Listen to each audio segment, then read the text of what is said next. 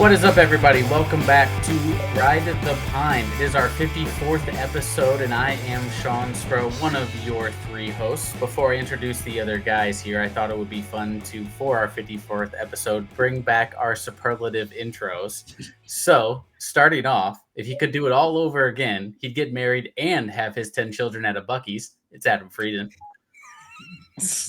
No lie. And now that Diddy's locked up, his local Walgreens finally carries Johnson & Johnson baby oil again. It's Kenny Hutton. Bro, what are you doing to me? We're going to get taken down. 54 episodes were fun, guys. I had another one lined up, but literally within the last 5 minutes before we hit record, you heard me typing. That was me typing that out because it hit me. That was a good one. It was fun. Kenny, it was nice knowing you. Yeah, no shit, man. I'm going to be put on a list. Oh, it'll be fine. It took him years to get caught.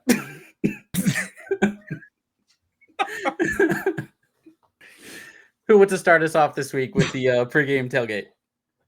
I'll go first. Mine changed because of what happened as of a couple hours ago before we started recording. Shohei Ohtani becoming the first MLB player to hit 50 home runs and steal 50 stolen bases in a year, or have 50 stolen bases in a year. It's incredible to me. He's in the top, I believe, 25% as far as speed goes. I understand that, the throw over rules and the bases and all that stuff probably come into play. My bigger point is that he wouldn't have been able to do this had he not hurt his arm. So I think that's a big part of it to look at, but we are really watching probably, I don't want to say the greatest player of our generation because there's a lot of good names on that list, but man, we are watching something incredibly unique. Yeah, I mean, absolutely. Ohtani is what baseball needs in a very desperate way, and I think this is a pretty cool achievement. And let's not forget, too, as of tonight, he is 51-51 because he has 54 stolen bases and he mashed 3 home runs, which I'm pretty sure the third one was a BP fastball by a position player because it came in at 68 miles an hour and he launched it from downtown Miami to Orlando. So I'm pretty sure it was picked up on FAA radar. It was a bomb. That's incredible. Kenny, best thing you saw this week? Well, I got to take my 2-year-old to Busch Stadium yesterday. That was pretty cool. Me and my 150 closest friends all watched the baseball game. He just ran around the stadium. So our daughter performed before the game, and he ran around the stadium and picked him up, and we watched Sonny Gray do long toss, and he was focused in on it and waving at all the players, and I really enjoyed that. It's something to behold. So, did you guys get to go down on the field, or did you just do it on the terrace? No, Riley was on the field, and we were kind of in the right field box against the wall, and it was really cool. And like I said, Sonny Gray was doing long toss, and Brody was just sitting there waving at him, and he had a little smirk on his face. So I tried to use him as bait to get a baseball, and some kid sniped it from us. So it is what it is. I got a couple more years before we can we'll get another opportunity. That's great. I don't have a best thing I saw this week. I did think it's interesting that the St. Lunatics are suing Nelly. Excuse me, what? The St. Lunatics are suing Nelly over punitive, I guess, unpaid wages and rights and rewards from Country Grammar. So you're telling me that the man that doesn't have car insurance didn't pay his coworkers? It does seem to be that way, yes. Huh. Color me shocked. What? For two guys that live in St. Louis, I feel like this should be big news for you. Neither of you know. Honestly, first time I've heard about it. Why are we litigating? When did Country Grammar come out? 2000, 2000, I think. Okay, 2000. This is almost 25 years later. What? And they Who all just got cares? together and did a reunion together too. And so that must have been that means that they were planning to sue him while they did the reunion, which is just wild. This is like St. Louis's version of the Red Wedding. Yeah. You invited him into your home, you treated him with salt and bread, and then you stabbed him in the back. Adam doesn't get the reference, and that's perfectly okay. He's the only man pretty much on this hemisphere that does not get that reference. I'm guessing it has to do with some dragons and incest and all that stuff that you guys talk about. Hey, you're not wrong. Yeah. I don't want to know personally. I'm going to keep that. My algorithm will get all messed up. I don't need that stuff on here. Too late. You've already mentioned it. Yeah, thanks, Kenny. Yes, I don't know if that counts as best thing I saw this week, but by far the most interesting thing I saw this week. That popped up today. A bunch of different group messages were going off about it, and it's like, all right, yeah, this is like St. Louis tabloid news, which is like very, very rare. Well, I mean, at least good for Nelly that Diddy is in the news, because it's going to brush all that under the rug. You saying it's going to shake his tail feathers? Yes. You could come up with a better one, but I'll give it a B Nailed effort on Nailed that. Absolutely home run. What are we talking about today, guys? All right, so let's jump into our picks real quick from last week. It was a fun week for one of us. The other two of us, not so much. Let's start with college football. We picked on Arizona at Kansas. No, they're at Kansas State. I put Kansas, not Kansas State. Sorry, my bad. And me and Kenny had Arizona. Sean had Kansas State. Kansas State won that one. Mizzou and BC. BC was the underdog. Adam and Kenny go with Mizzou. Probably a homer pick. That's Homer, Homer. Sean went with BC, and Sean got another win on that one. The Apple Cup, which I thought was absolutely fantastic. The Apple Cup in the Civil War still being played despite the Big Ten and SEC, or I'm sorry, Pac-12 departure. Absolutely fantastic for those schools to keep that going. Washington State came out with the cover on that one. I had that pick. You guys were wrong on that one. And then UCF and TCU, the true Big 12 Bowl. I had UCF, so did Sean. Kenny, you had TCU, and UCF covered. So last week in the NCAA, I went 2-2. Kenny went a whopping 0-4. Oof. And then Sean, you went 3-1. Congratulations on the win that week. That broke my streak. Unfortunately, I jinxed myself on Thursday afternoon because I talked about the streak, and I then proceeded to lose that streak. So we're approaching what, week 4 already? Week 4. Mm-hmm. Yep. So we're in week 4. Yeah. This week. What's the before you get into it, what's the score update? You had to quiz me on that one. So I know that I think I am 14-2. Hang on. Let's pull it up and double check real quick. That's questionable though. You know what? Hindsight, I asked him to do math live. That's my bad, guys. I had the picks. That's the problem. Oh, the real problem is. Oh no, there it is. So after week 3, I am 10-2. Kenny is 4-8, and Sean, you move to 5-7. Oh. Okay, so it's a race for second, is what you're saying. At least for our college anything football can happen, really. I mean, we still have 12 more weeks of this, plus the bowl games, plus the playoff games, which we'll pick all the playoff games. Yeah. It'll get interesting. So this week for NCAA picks, we have Florida at Mississippi State. Florida is favored by 6. Kenny and Sean, you guys have Florida. I have Mississippi State because I think that Florida is hot trash right now. USC, that is the real USC, Southern California at Michigan. USC is a 5.5-point favorite. Me and Kenny, we've got him or them. Sean, you have Michigan. Good luck on that one. The real UT, University of Tennessee, is at Oklahoma. They are -7, and we all picked them. I honestly think that game is going to be a blowout. I would take that game -13.5. I honestly would. And if I can get to Illinois, at some point tomorrow, I think I would put that money on that because there's a couple of them that I looked at a little bit before we got on here, and I'm like, man, those are good games. Isn't that? I think Josh Heupel is resentful for basically getting ousted at Oklahoma. Yeah, and he is going to show no mercy. Yeah, that's a primetime game too. That'll be total destruction. Yeah, and then the last game that we picked is Kansas State at BYU. I believe if BYU wins this game, somebody's going to be shoving a burrito up their butt now. We're not eating dog food. We're shoving burritos up our butt. The Florida State curse is real since that guy did not eat the dog poop. Now let's see if a BYU curse happens. Because the guy's I thought that was a K-State fan who said that. Oh, I have no idea. Either way, it doesn't matter. Let's see what happens. Listen, don't write a check your ass can't cash on Twitter because or your mouth. People remember. The North remembers. There you go, Adam.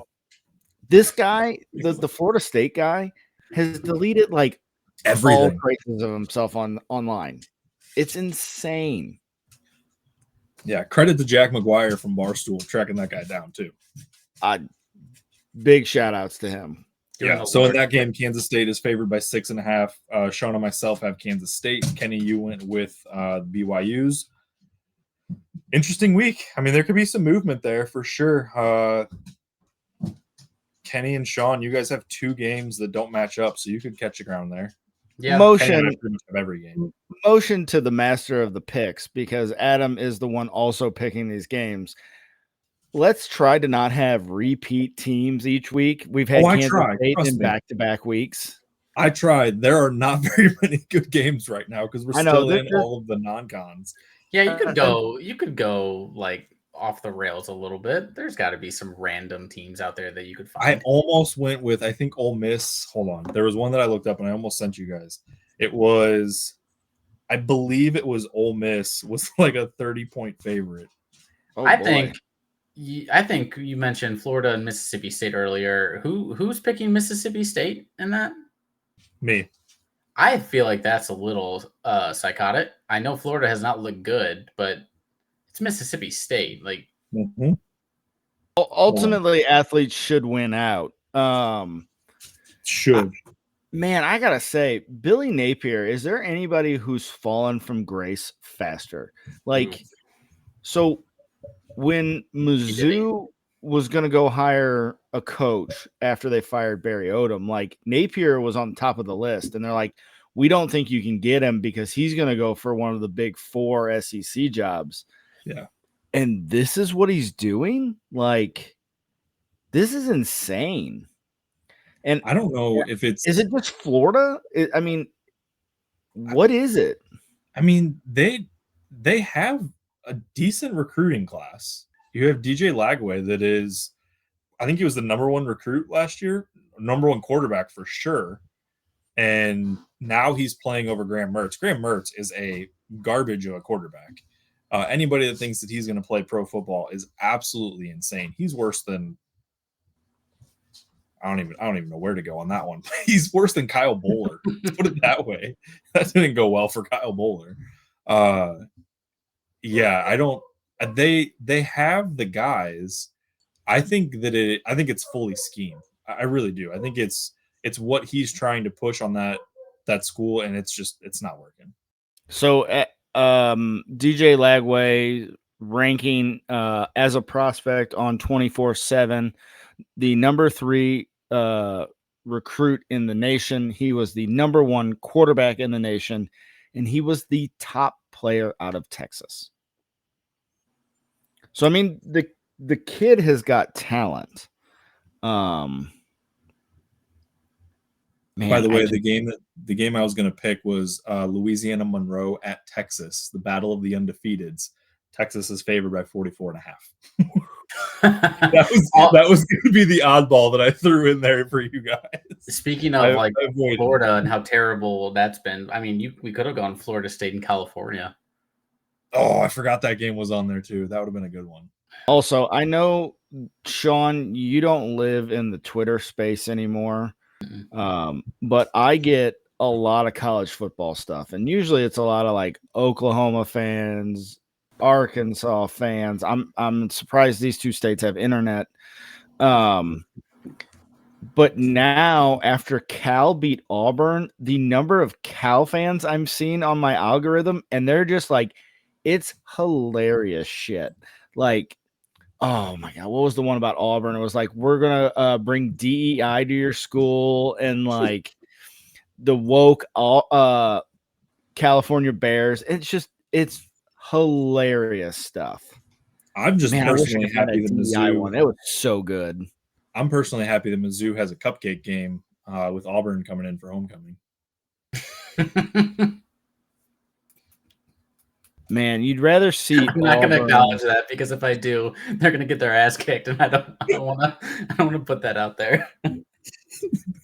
That's another school that, my God, like, you just can't get it right. I mean, they had Gus Malzahn, and who was before him? He was, oh my God, who was before Gus? Who the hell took them to the national championship game with Cam Newton? Gene Chizik, that's it. Yeah. You go from those two guys to nothing. I mean, yeah, it's sad. SEC football's sad. I honestly, like, I think that I'm excited for the USC Michigan game. Unfortunately, it's the exact same time as Mizzou Vanderbilt, so I'll be split screening that. The UT and OU game is going to be fantastic. I truly cannot wait until we have full slates of NCAA conference games. Like, I am so tired of these out of conference matchups every week. It's getting old. So I'm looking at my Twitter, and so on our way home from Columbia on Saturday, because Dan Mullen said the top 25 team that's going to get upset is Mizzou. There was a guy driving alongside of us that had Ronald McDonald, like an old school McDonald's, Ronald McDonald, and I took a picture of it, and I said, just found Coach Mullen on our way back from Columbia. Guys, we got almost 1,000 views off of it. Okay. That's fantastic. Not bad. I just can't wait for Dan Mullen and Napier to be in the booth together talking about the checks that they cashed from Florida. Oh, man. All right, so let's jump to the NFL. That'll lead us into talking about this week as well. So last week in the NFL, we picked Buffalo and Miami, Chicago and Houston, Atlanta and Philly, and then we had our dogs. All of us were on Miami at -2.5, and all of us were wrong. All of us were on Houston at -6, and we won that one. I had no idea that if it actually hit the number when it's a whole number, that it's a win. I always thought that it had to cover by 7. I thought they pushed that out. I thought they did too, but apparently not. We looked it up. It's verified. Yep, I Googled it. And then Kenny and Sean, you guys had Atlanta at +6.5. I had Philadelphia at -6.5. You guys got that one right. Big dogs of the week, Buccaneers +7.5. I picked them. That was right. The Rams +1 for Kenny. They laid a big dog turd on that one. And then New England at +3 for Sean. Sean got that. So last week I went 2-2. Kenny, you went 2-2. Sean, 3-1 back to back with NCAA and college. That's pretty good. Let's not get used to it. 6-2 week. I'll take that. Yeah. To be fair, all the Rams were not getting hurt, like Sean, this is where we insert the Dumb and Dumber line that says our pets' heads are falling off. Because, like, is there anybody on the Rams right now besides Kyron Williams? No, they don't. And it would have been a 4-0 week if Tua still had a brain. So, dude, rough, man. That was real rough.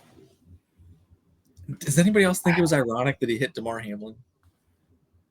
I didn't think about that until. I mean, I don't know. I felt ironic to me. And the crazy thing, and I guess probably it was more because he smacked his head on the turf. It looked like a normal play. I mean, it didn't. Yeah. He didn't really make solid contact with anything. Yeah, he put his head down. Yeah, he went straight into the chest. But when he fell back, it didn't look like he hit his head very hard. I think at this point, you got to be concerned about the future. That's for sure. Well, that's the thing. Sorry, Sean. No, I was just gonna say that he doesn't even have to hit his head that hard anymore. he's more susceptible to concussions because this is what his fourth, I think, that we know of. Is that right? I think it's 4. I mean, at least 2 majors. I believe Right. they thought he had one at Alabama on that play where he really messed up his hip. He also took a hit to the head. So it wouldn't shock me if there was another one at Alabama. I was thinking 2 NFL, 2 college, but I could be wrong. I think it is 4 like major ones that have made news. I'll just say that I feel bad for the guy because that's probably a career ender, or probably should be a career ender. I'll say. The thing is it should be, and Yeah. it won't be. That's the problem that I have. Like, I think that him being a top end athlete, they're always going to want to play. They're always going to want to perform. They're always going to play the sport. Like, you talk to guys that are, you can even hear on the radio, like former players, they're like, man, I wish I could go out and play one more shift, one more play. Just give me, one more opportunity to live out my dream and keep going. At a certain point, though, man, you just got to, the brain you don't mess with. You just got to go. Like, well, here's the thing, though. I know he's an athlete and at the highest level, and he wants to play, and he's going for championships, and I understand all of that. He's made $170 million in his career. Right. It's time to go ahead and call it. In a couple of years, he could go on NBC or Fox or CBS and probably get another 60 million. So just call it, man. Yeah. So speaking of that, though, he went on IR, which means he's out for the next 4 weeks at least. Yeah. Do you think Miami makes a play to get Brady out of the booth? No. You don't think so? No. Cam Newton has been spotted in Miami. Oh my God. Please no. We already have one Cam Newton, and that's Anthony Richardson. Look, I am his biggest fan at this point, and if you're going to continue to allow Daniel Jones to play football for the New York Football Giants and let Drew Lock sit there, if I'm Miami, that's probably the first call I'm making. Not the first call. I'm obviously going to see if we can get Matthew Stafford from the Rams if they're willing to move on from him. What was the other rumor I saw? Matthew Stafford can't really stay healthy either, though. That Chase, did you get to hear the rumor that Chase Daniel put out with Matthew Stafford? No. Shout out to Chase. Dude, he's been on, I think the show is called The Facility. I think it's on Fox. I'm not totally sure, but I get a lot of his stuff on Twitter. It was a 3-way trade where the Rams would send Stafford to Miami. I think Bryce Young from Carolina to LA. And then there was somebody from, God, I can't remember what it was, but it was like a massive 3-way trade that ended up with Stafford in Miami. I think that's a great spot for him. I really do. I think they can win. Do you like Bryce Young in Miami? Would that almost be like a restart to his career? Could he win? No, with his current team in Miami. No, because he needs to be in a running offense. He could survive with the Chargers and Jim Harbaugh, but I don't think that he can. He's not going to survive in a world where he has to drop back and make passes. I really don't think so. Miami manufactures runs. They're not just like a spread offense. They put Hill and they put the other Waddle. dude. Thank you, Waddle, in a lot of positions where they are getting the ball in the backfield.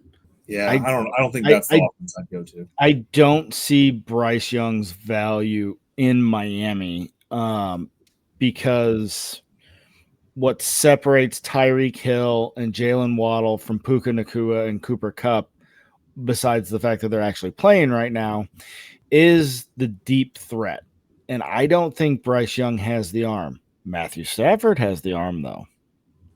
So I can see Stafford fitting into that equation in Miami much better, where if you're the Rams, you could take a Bryce Young because Nacua and Kupp make their money catching the ball within 15 yards and doing something.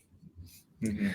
That's why if you're also the Carolina Panthers, the campaign of losing for Luther, which is also the campaign of the Sons of Camardi of our fantasy league, should begin right now.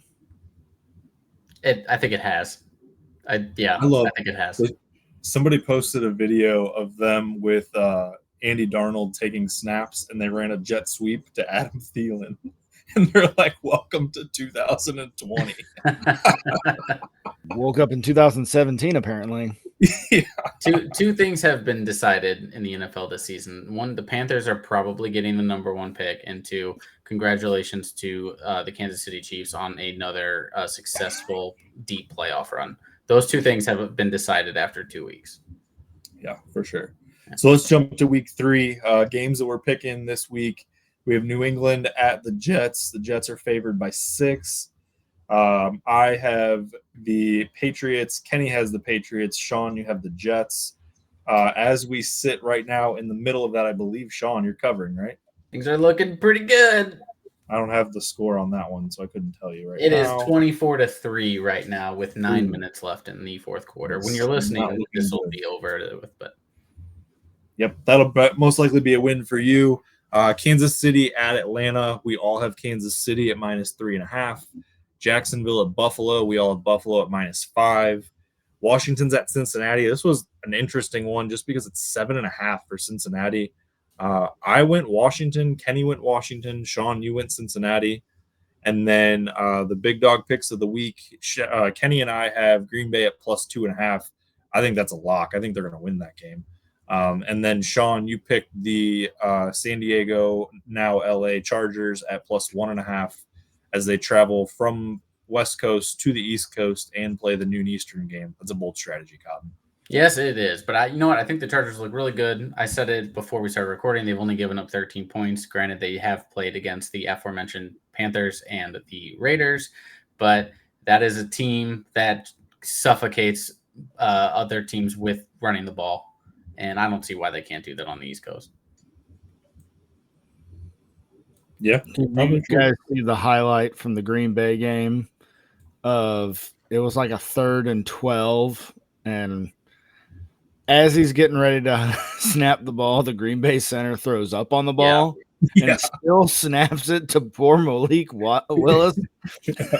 And Willis came to the sideline and they asked him why he didn't throw the ball. And he said, "Coach, I can't. There's throw up all over the ball." Yeah. Disgusting.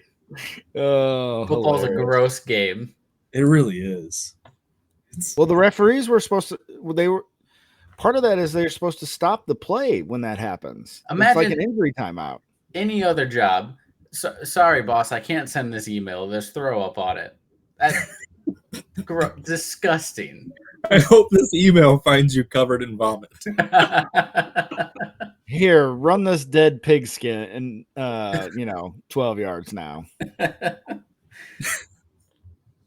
Ugh, that should have been the best thing we saw this week. Yeah, that was definitely up there. Yeah. And now that we're a couple minutes in, my brain is starting to finally fire. So yeah. All right, so let's keep the football train rolling. The NFL released their Hall of Fame ballot for first-time nominees as far as on the ballot this year. On that ballot, first time, Eli Manning, Marshawn Lynch, Darren Sproles. Actually, let's do this. Let's just go through the list and we'll say yay or nay. Eli Manning, I vote yes. Oh, hold on. Are we saying for first ballot time? Hall of Fame? Yeah. Okay. Eli Manning's a yes. No. Ooh, all right. Kenny? He's got 2 Super Bowls. I'm going to say yes. Yep. Marshawn Lynch, no. No. Darren Sproles, no. No, but I love him. Yeah. One of my favorite. Well, probably because he's your height. Demarius Thomas, bro. I think first of his name, Demarius Targaryen gets in. That was still one of the greatest fantasy names in our league. Definitely. No. I think he gets in, but he's not first ballot. Vernon Davis, I'd say no. No. That's the closest I've come to say yes, but I'm going to say no. All right. Delaney Walker, no. No. Offensive lineman Travis Frederick, no. Offensive lineman Ryan Khalil, no. He played for the Patriots? Yes. Right? Yes. There might be an opportunity there. Not when you have the next guy on the ballot. That's true. Offensive lineman Joe Staley. That's a Yes. Yes. Yes. Marshall Yanda, offensive lineman. I'd say no. No. Luke Kuechly. If his career was longer, I know that's what I was thinking too. But no, unfortunately. Terrell Suggs. I say no. I say no, but that's another close one for me. Yeah, that's another that is a very close one. Antoine Bethea. No. No. I do like him a lot though. Yeah. Aqib Talib. No. No. Absolutely not. He's a KU grad. KU, yeah. No thanks. Shouldn't even be on the list. Yeah. Earl Thomas. I think yes. Man, that's another close one. I mean, that's another close one. I'm gonna say yes because I have to say yes on one of these like fringe guys. So yeah. I'm gonna say no. I think he could potentially be a Hall of Famer, but first time ballot, no. He was the one with the pick in the Super Bowl, right? Was that him? I think if that was him, I think that locks him in. And then my other lock, I think Eli's a lock, and I think Adam Vinatieri is a lock. Absolutely. So yes, I'm furiously Googling how many times there's been a first time Hall of Famer on the ballot as a kicker. I mean, I would imagine to be nominated as a kicker in the NFL, you're gonna have to be Hall of Fame worthy. Yeah, there's 5 kickers in the Hall of Fame. Wow. And I'm struggling to find ones that were actually voted in first time. I'm going to keep looking here though. That's just I understand he is like the greatest kicker of all time. He should be in, but it's also like he has, and I know he has like doesn't he have the most points scored of any player in the history of the league? Like, is it him or Justin Tucker? Ooh, did Justin Tucker pass him last year? Was that the big deal? One furious Google at a time. So are we living in the golden age of NFL kicking? The late 2000s was pretty great because that's whenever like these guys started to make their debuts. But I mean, it's hard to argue against that, Kenny. It really is. Adam Vinatieri still does lead 2,673 total points scored. Wow. Okay. So here's your 5, by the way. You have Ken Strong, 1967, Bob Waterfield, 1965. Is this correct? George Blanda, 81. I know the name. I'm questioning this list, but I'm not sure. Bill Dudley, 1966, and Lou Groza, 1974. So if this is correct, the last time a kicker made it to the Hall of Fame was 1981. I mean, if a kicker's going in, the next kicker to go in should be Adam Vinatieri. Yeah, let me confirm this. I mean, legitimately the most clutch NFL kicker of his time, and potentially all time. Think about all the Super Bowls he won in New England too. And didn't he win the Super Bowl in Indianapolis? Yeah, I think he did. Sure, he was on that team. So the really interesting about that is there are five kickers, like I read off. Only 4 of those are place kickers. They're punters? There's 1 punter from that list. What in tarnation? Mm-hmm. Interesting. How good of a punter do you have to be in the Hall of Fame? You have to truly be that's Lou Groza, isn't it? No. So that list was a little off. That 5th name was not on there. Ray Guy is the only punter. That sounds made up. That sounds like Barry Bonds in MVP 2005. I thought it was Ray Finkel. 1986. So 1986. The hell of a sports nut.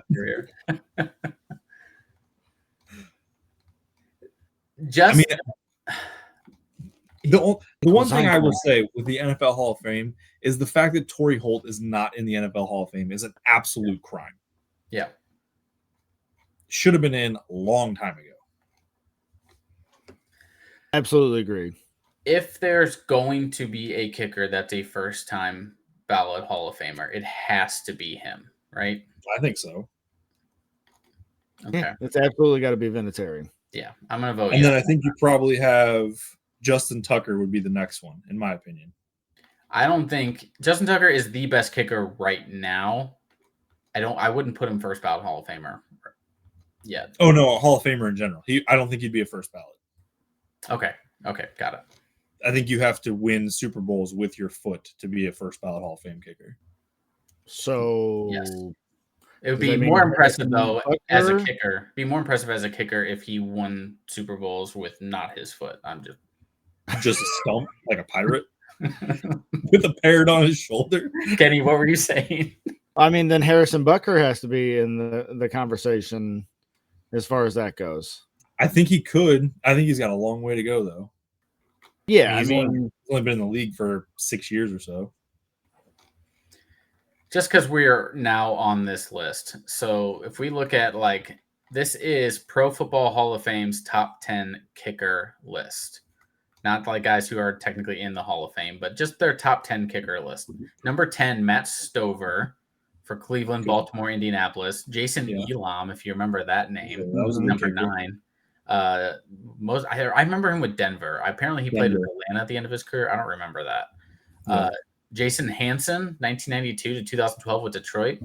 Yeah. Don't remember him. Nope. Maybe because Detroit wasn't scoring a lot of points around that time. Gary Anderson. The dude played for 2 decades. Yeah, from 1982 to 2004. Yeah. Steven Gostkowski. Oh wait, didn't Anderson kick without a shoe? Yes. I think he punted without a shoe. Oh, maybe that was it. That might be it. Yeah. Steven Gostkowski, we all remember with New England. Jan Stenerud, and then Adam Vinatieri. Then they have George Blanda at 3, Morton Anderson at 2, and Lou Groza at 1. So he's the best of the top quarterback or top kickers that they have, right? That are not in the Hall of Fame. So correct. I would say he's a first ballot Hall of Fame. Correct. Yeah. Not putting him at 1 though feels a little weird whenever he has the most points in NFL history, and all the Super Bowls that he has. All right, what a choice. Yeah. Anyway. So that one came out, and then the other one, the other topic that we kind of trying to pull it up right now, that we had talked about. We were going to mention it last week. Life happens. We didn't record. Oh well, too bad. You guys will get over it. Now we're doing 54 today. We are the crisis team for Shannon Sharp. That's why we were busy last week. Yeah, we were super busy with that one. Come on, Hunk. So ESPN released a list, and I'm not going to read the entire list. I'll read the top 10 of the degree of difficulty for different sports, from the hardest sport to the easiest sport. Credit to World of Statistics for posting the list. Number 1, ESPN had boxing, followed by ice hockey, football, basketball, and wrestling for the top 5. Martial arts at 6, tennis is 7, gymnastics, baseball, softball 9, and soccer is 10. This list is hot garbage. Awful. So bad.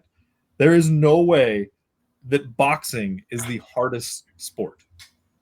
Boxing is very tough. It's very technical. It is not the hardest sport. No. Basketball is not even in the top 5. Basketball may not even be in the top 10. I think, my pick for number 1, and I feel like we can all agree on it, is gymnastics. Gymnastics has to be the toughest sport. Any sport that you are literally judged, that it's not like a straight competition of how many points that you scored, but your fate is decided by a panel of judges, is up there for me. Yeah, I wonder if that's why it gets bumped down, though, right? Because it's not what... That's going to sound bad. It's not what the individual does. It's how it's perceived.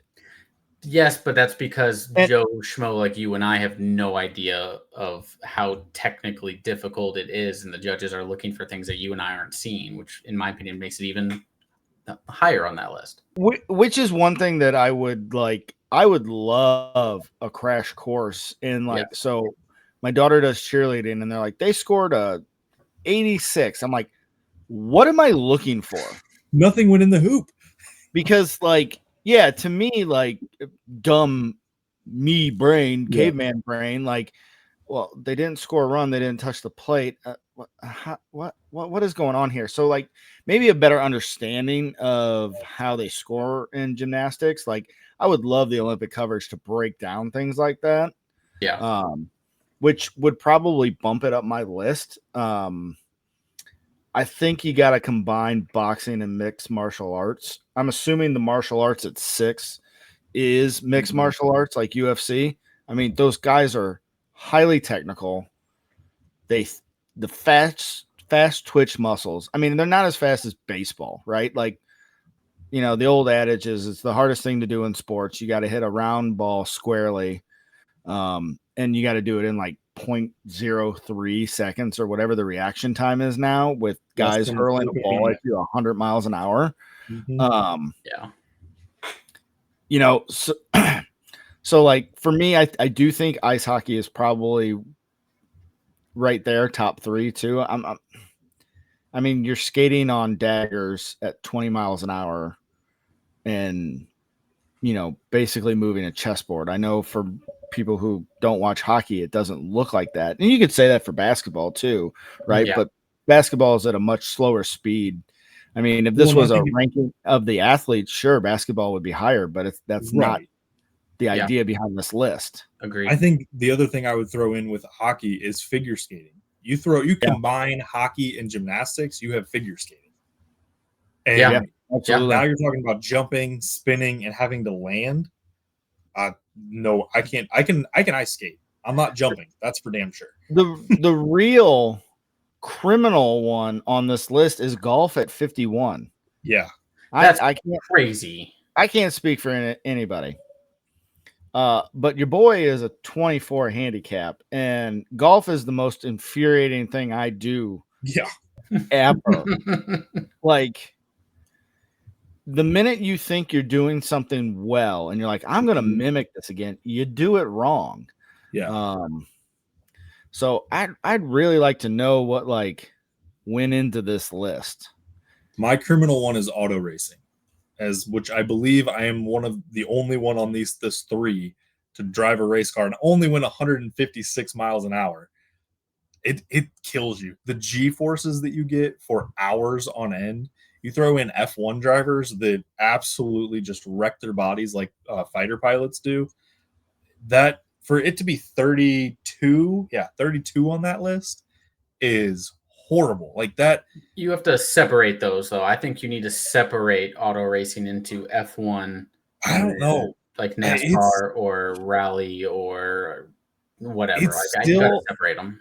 It's still a lot of G-force on your body, and I know that like a NASCAR driver gets out of a car and you're like, that dude's not in the greatest shape. And I'll admit to it, that you probably don't have to be in the greatest shape, but the forces that go on your body.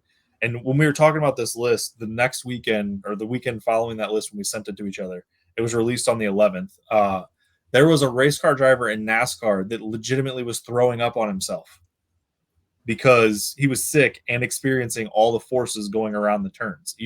You factor in that Daytona is banked like, I think it's like 30 something degrees. So it's like that as you're going through it, you literally stand with your legs like this on it. Man, auto racing should definitely be higher. There is so much punishment on your body to be a race car. F1 drivers are marathon runners. Oh yeah. With muscle. Essentially, they are peak athletes. Yeah. Listen, this is not to disparage anyone on this list who might be an athlete in these sports. I mean, I watched cousin Carl come into the Mizzou gym and squat like 400 pounds. Like, I can't do that. Mm-hmm. Like, he is a peak athlete. But my logic when it comes to sport is always, can you play the sport with a beer in your hand, right? And like baseball and softball, yeah, okay, hitting a baseball is the hardest thing to do, but like, come on, top 10? I don't think so, right? You run 90 feet at a time. At most, you're running 100 or 270 feet at a time, right? Like, yeah, but the hardest you're gonna run on a baseball field is to get a triple. But I would say that the way that I would put baseball up there is because the only way that the ball gets put into play, that there's actually action, is if you hit the ball. That's it. Sure. So that is like, that's the whole point of the game, is to hit the ball, and it is the hardest thing to do in sports. But baseball puts people in the Hall of Fame for failing 70% of the time too, right? Like, right. Yeah, but I mean, just when it comes to this list, is what I'm saying is like, yeah. I'm not diminishing the sport of baseball. I love baseball, but like wrestling, are you talking pro wrestling? Like, I would think pro wrestling. I would is more imagine it's difficult Olympic wrestling than Olympic wrestling, right? Like, come on, man.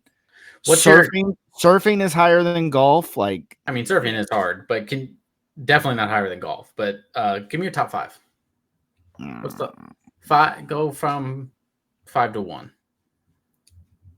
So let's see. If I'm doing 5 to 1, I'm going. I think 5 for me would probably be. God damn. I think 5 for me is probably hockey. 4 for me is figure skating. 3 would probably be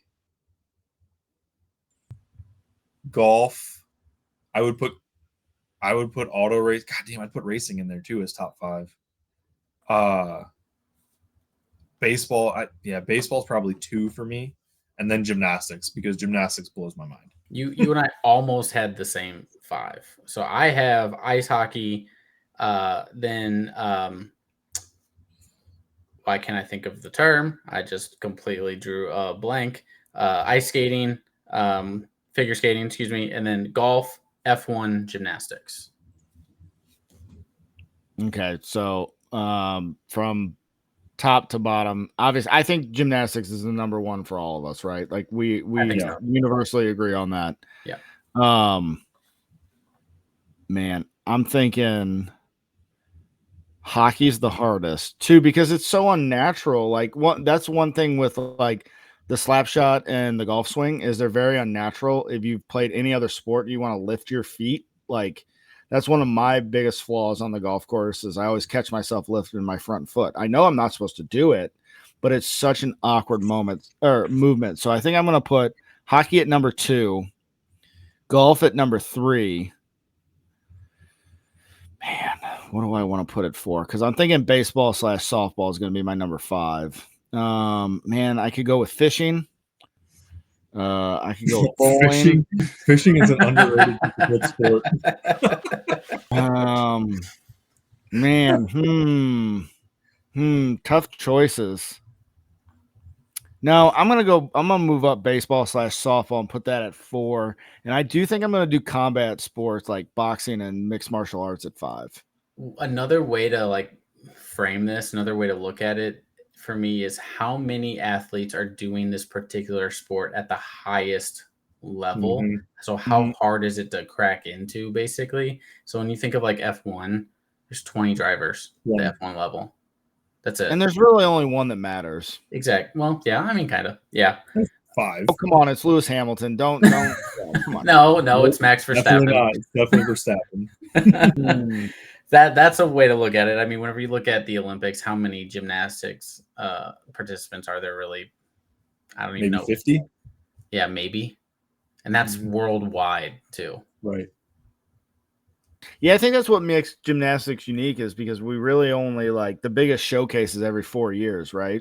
Yeah. Yeah. Like, you could argue that's what makes it so much more difficult to be the best at the sport. Mm-hmm. You get one shot. One opportunity. I thought about doing it. Don't do it. Don't do it. And you know, NBC, if you're listening, I know that you are. If during the Olympics, they rush them on and off the stage. As soon as the one gymnast is done, another one is rushing on to do their routine, and they also have all the different events going on around them at the same time. Can we just take a second and, like, between each different routine or set or whatever the hell you call it, can you just explain what the fuck I just watched? Just a little bit for 2 minutes, please. That would be fantastic. Just a note to the NBC execs who, watch our podcast every week. Yeah, I just remember what a triple Salchow is. That's how those sports are set up, though, right? Like, it's like bang, bang, bang. We got so many athletes, we want to get through them. And again, I know we're talking about the high echelon of the athletes, but, like, man, I am unfortunately in the world of cheerleading, and I never thought I would be in this world, but like that's how it is. Like these girls, these athletes, they got to get through and they got to get through it quick, and then it's on to the next. Like, I understand that at the youth level, because you have 100, 200, 500 kids or whatever you're pushing through to get all these routines done and everything. But at the Olympics, I should be able to like get replays of the event that just happened and breakdowns of why the judge voted the fact that her knee wasn't in the right place when she landed, 10-point deduction or whatever. I want to understand it better. That goes across the board for all of those sports, by the way. Yeah, I think that the Olympics should be extended. It shouldn't all be crammed into that 2-week window, whatever it is. Because it's expensive. It is, but you just got to spread the sports out. Ship the athletes over when it's time. Like you have what sport stopped their season for it this one? I think it was. Well, soccer does that every year. Soccer does. Well, yeah, U23s. Yeah. Baseball stop it when it comes or when it's in the United States in 3 years, 4 years, whatever it will be. But stop it for the amount of time that's needed for the athletes to go over and then continue the season, at least for pro athletes, so they can compete in it. When you have hockey in the winter sports, basketball, I think they're in the summer, so that doesn't matter much. I think if you can stop the season for that little time that they're over there, cool. But let's stretch it into a month so that you can spend time on this so that you're not flipping between 800 channels trying to find something. Just stretch it a little bit. Doesn't need to be much. I think that's what makes the Olympics fun, though. It's non-stop sports.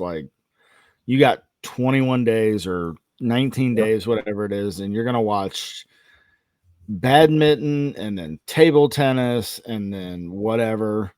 Oh, that's one. Tennis on this list is top 10 by ESPN. Come on, man. Crazy. Yeah. Come on. Crazy. Back to our Olympics talk. I know this was not planned at all, but I prefer the Olympics when it's across the world in Japan or Thailand or something crazy. There's something about waking up on a Wednesday at 3 a.m. to turn your TV on and watch ping pong. There's nothing better than that. There really isn't. No. For somebody that doesn't sleep well, when you wake up in the middle of the night, you're like, I can't go back to sleep. Let's see what's up. For the Olympics and for the World Cup, I do this. Especially whenever it's really far away and it's at crazy times. I set my alarm, man. Last World Cup, I woke up at 4 a.m. and I watched the 4 a.m. games. And I'm telling you, that was fantastic. That 2-hour period of just sitting there having coffee, watching those games, pump that into my veins. I want that all the time. Oh, yeah. We done? That's all I got. All right, let's get out of here. Hit us up on the socials, Pod Ride the Pine on pretty much everything. We're not going to go through it all the time. It's the same handle, Pod Ride the Pine. We do have a Substack that I've heard that Kenny is going to be using at some point. I'm working on my next one. I've got to get it in the books. Awesome. So check out the Substack. I believe that is just Ride the Pine, but everything else on socials, Pod Ride the Pine. Cool. Let's get out of here, guys. Enjoy your evening. Enjoy the rest of your week, and we'll see you next time. Bye. See ya. All right. Bye.